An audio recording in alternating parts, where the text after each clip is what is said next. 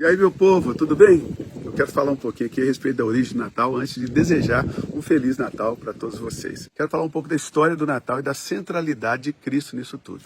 O Natal, meus queridos, como conhecemos hoje, ele não surgiu pronto, ele não desceu do céu como uma data marcada. O Natal é fruto de um processo histórico, de um processo teológico, de um processo pastoral no qual a igreja da época, ao longo dos séculos, ela ressignificou uma celebração já existente no mundo romano e conduziu isso para o centro da fé cristã, levando para a encarnação, para o nascimento de Jesus Cristo. No mundo romano antigo, ali por volta do século I ao século III depois de Cristo, o mês de dezembro era marcado por festas populares, festas ligadas ao solstício de inverno, por volta de 21 a 22 de dezembro, aqui no hemisfério norte, e era também o momento em que os dias começavam a ficar mais longos, simbolizando a vitória da luz sobre as trevas. Duas celebrações se destacavam nessa época. A Saturnália, de 17 a 23 de dezembro, que era a festa em honra ao deus Saturno, ao deus pagão.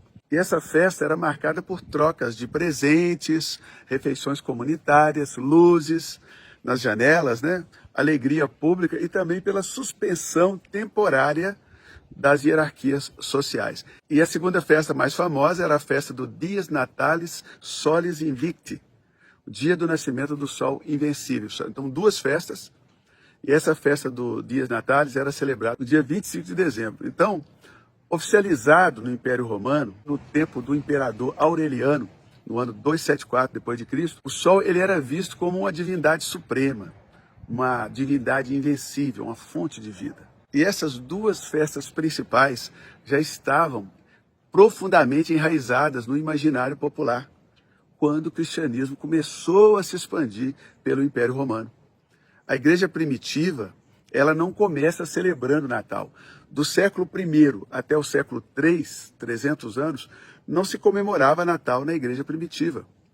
Nos primeiros séculos, então, a igreja ela celebrava mais a Páscoa e a ressurreição de Jesus Cristo. O foco não era o nascimento, era a ressurreição de Cristo. E a Páscoa, ela era o centro da fé cristã, porque ali estavam o coração do evangelho, digamos assim. Jesus morreu por nós, ressuscitou ao terceiro dia. E fora isso, também não havia consenso a respeito da data do nascimento de Jesus Cristo. Alguns cristãos chegaram a sugerir datas diferentes, por exemplo, março, abril, maio, mas nenhuma data ganhou força litúrgica. O que muda o cenário não é apenas uma decisão teológica, então, mas uma mudança histórica e uma mudança missionária, evangelística, maravilhosa. Preste atenção o que a igreja fez, o que ela conseguiu fazer naquele século. No século IV depois de Cristo, após a legalização do cristianismo, o Édito de Milão, em 313 depois de Cristo, e a sua posterior consolidação como religião predominante, a igreja passa a enfrentar um desafio pastoral real.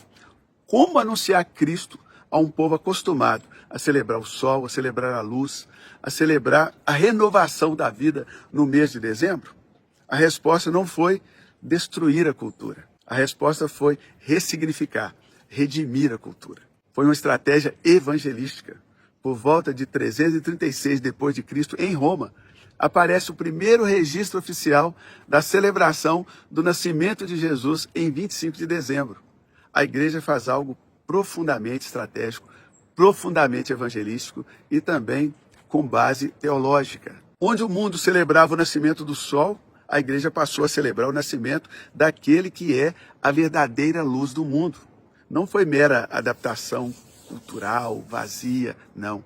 Foi evangelismo, foi substituição de sentido. A ressignificação cristã do sol criatura para o sol criador, o sol da justiça, foi uma jogada maravilhosa de evangelismo.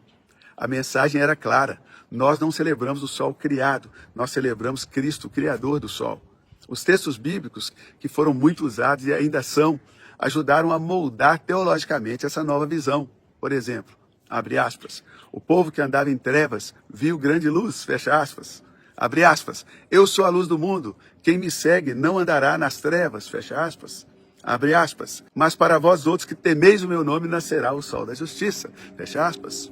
A luz que antes era uma luz astronômica, dos astros, ela se torna agora a luz encarnada. A esperança, que antes era uma esperança cíclica, de estação em estação, agora se torna redentiva, salvação eterna. A festa deixa de ser a respeito do retorno do sol que vem e se vai, mas passa a ser a respeito de Deus entrando de uma vez por todas na história. Então, meus amados, a igreja não cristianizou a Saturnália, não cristianizou o Solis Invicti, ela não cristianizou as festas pagãs, ela ressignificou, ela redimiu aquela cultura. Ela não apenas mudou os nomes, ela mudou o eixo da coisa toda. Do mito para a história, do símbolo natural, o sol natural, para a revelação divina. Da luz impessoal, fica lá longe, para o Deus que se fez carne e veio habitar entre nós, o Emanuel. Natal não é sobre consumo, Natal não é sobre nostalgia, não é sobre tradições vazias. Natal é sobre a encarnação de Jesus Cristo, o maior projeto de evangelismo daquela época, aleluia. A igreja simplesmente recusou-se a aceitar a festa pagã. Deus não ficou distante enquanto a festa estava presente. Deus entrou no tempo, ressignificou tudo. Deus assumiu a forma humana. Deus veio morar entre nós. Isso é o Natal. Então, a conclusão, a mensagem viva do Natal, é que o Natal é, sim, fruto de um processo histórico, fruto de um processo evangelístico, teológico, mas também é uma declaração poderosa. Onde havia trevas, Deus acendeu a luz. E essa luz é Cristo. Onde havia culto às coisas criadas, ao sol, Deus se revela como Criador. Onde havia festa sem redenção, Deus trouxe salvação. Celebrar o Natal, à luz dessa história toda, não é repetir um ritual antigo, não é fazer uma festa pagã, é anunciar novamente que Jesus Cristo nasceu, que Jesus Cristo viveu, que Jesus Cristo morreu, que ele ressuscitou e continua sendo a verdadeira luz que ilumina todo homem. Essa é a história real. Agora eu sei, você tem a sua opinião. Eu quero que você deixe ela aqui nos comentários, porque nós queremos saber, mas essa é a história do Natal. Então, trazendo assim uma ilustração para o nosso contexto, seria como se a igreja ressignificasse o carnaval, por exemplo. Ao invés de combater o carnaval, transforma o carnaval numa festa cristã. Com o passar das décadas, dos anos, centenas de anos, as pessoas estarão fazendo uma festa cristã ao invés de fazer o carnaval. Isso já está acontecendo lá na Baixada Santista, em Santos, Igreja Bola de Neve. Eu já participei do evento deles. Eles evangelizam na praia, vão tocando ali, aquele samba enredo que fala de Jesus.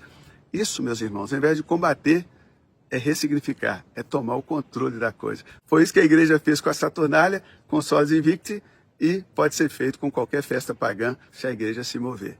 Parabéns à igreja, parabéns aos líderes da igreja naquela época, que tiveram esse insight evangelístico, foram para cima, mudaram o eixo da história, do mal para o bem, da festa pagã para a festa cristã, do sol criado para o Criador do sol.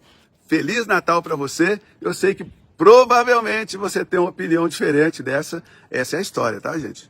Essa aqui nem é minha opinião. Minha opinião é um pouco mais profunda. Mas essa é a história, nua e crua. Você pode deixar a sua opinião aqui nos comentários, sem ofender os coleguinhas, sem ira, sem rancor, sem animosidade nos dedões, beleza? Tudo na paz, tudo na tolerância. Feliz Natal para você, feliz dia de tolerância para você, que Deus te abençoe, que o sol da justiça nasça em seu coração, em sua família, em nome do Senhor Jesus.